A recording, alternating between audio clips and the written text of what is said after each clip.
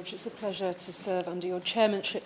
Now, I am about to give the government a bit of a hard time on behalf of some of my constituents, but I do want to praise the Minister and put on record that this is a very thoughtful, caring Minister who has been tackling one of the biggest briefs in government, and I don't think anybody else would do as good a job, to be honest. I think there is a genuine paucity of ideas coming from particularly the opposition over the rhetoric, and there is also a genuine concern in the country, in all of our mailboxes, about the pressure of illegal and legal migration numbers on services and on the country, and it is that the government has tried to fix. But I think it is right that all of us today bring out our individual stories of constituents, because it's in those stories that we sometimes find the consequences and unintended consequences of well-meaning policy at the top that is trying to solve a very real problem. Now, I want to talk about two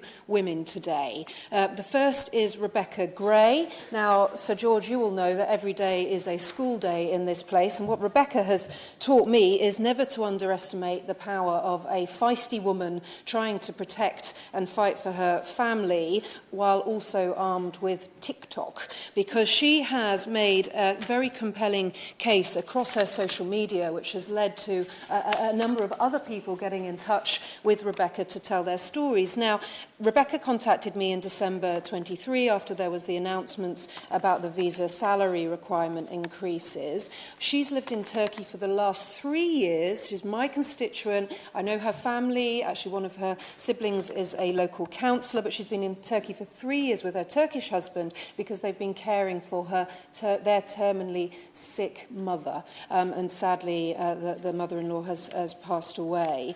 She's also been running a UK online business and has worked really hard. They've worked hard as a couple to save £62,000 for the savings threshold. She's been in a relationship with her husband for over 10 years. This is a love relationship, and they've been looking forward to returning to the UK, not least because they were at the epicentre of the earthquakes in February 2023. Now, these changed their lives forever. 250 local people that they know, family members as well, have lost their lives, and they don't want to live in Turkey anymore for safety reasons, as well as familial connections back in the Stroud and Gloucestershire area. Now, the new figure of 38,000 is basically unachievable for my constituent, and she questions whether it's achievable for many people that are working outside of London. She says she has a trade in the UK as a beauty therapist. She has her online business, so she's considered coming home to leaving her husband to work for 6 months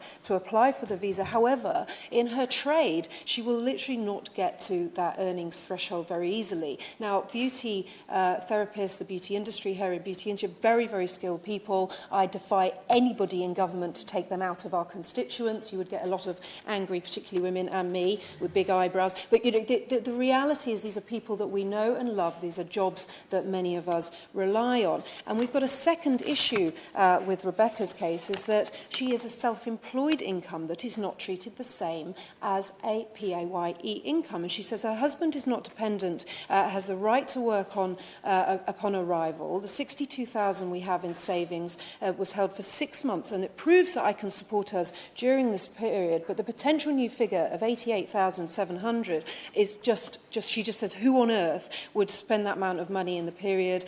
We have to provide proof. Why is the assumption that my husband wouldn't work, and the focus is all on me as a sponsor rather than them as a couple? The question...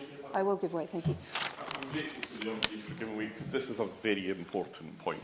Whether or not there is a case for a spousal visa, income connection, in principle is one matter, but does she not highlight here the difficulty that we now have? And that is that this area of policy has become so complex, and there are so many exceptions and different rules applying to different people, that really what we need to do is pare it right back to the start if we're going to have a scheme of this sort, and make it one which is designed actually to meet people's needs rather than some political purpose, which is, I fear, where we have got to here. I respect that comment. I think it's a meaningful intervention. I disagree that this is just a political point scoring. This is a genuine attempt to make it. But I think the simplicity of trying to simplify these rules is a genuinely important thing, particularly for families who are stressed, who are separated, or things like the safety of the earthquakes issue.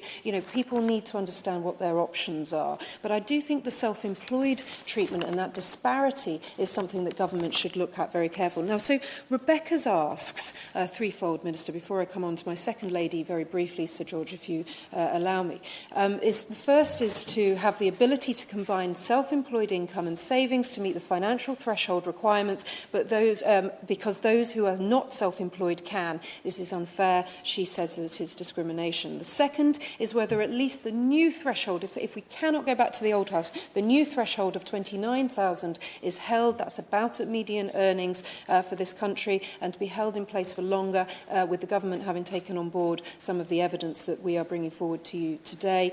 And the third is to look at potentially look at exemptions and special appeal routes so that families can put together their cases and make applications to the Home Office to be looked at very carefully, particularly where there is issues surrounding safety and where there's real evidence that there has been long-standing savings and income thresholds that will never be met on their particular profession.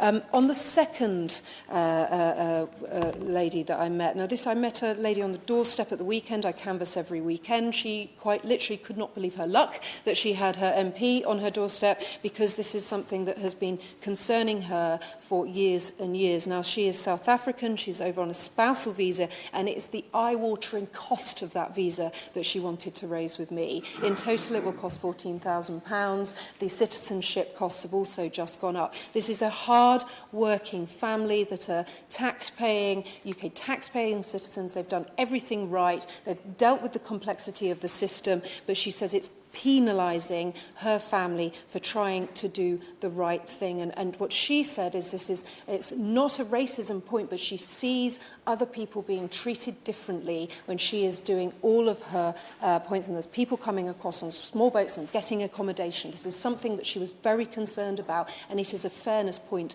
that is running through many of our constituents' concerns. What she has asked is whether there is a system that could be put in place whereby, if you are going to have the outlay of those costs to meet the visa requirements, that it could be recouped in some sort of tax treatment later on as you continue to work and pay taxes in the country. She wants to see that her efforts and her payments out are recognised by the government in terms of her overall contribution to the country. And it would be interesting to hear from the Minister on all of those points. Thank you.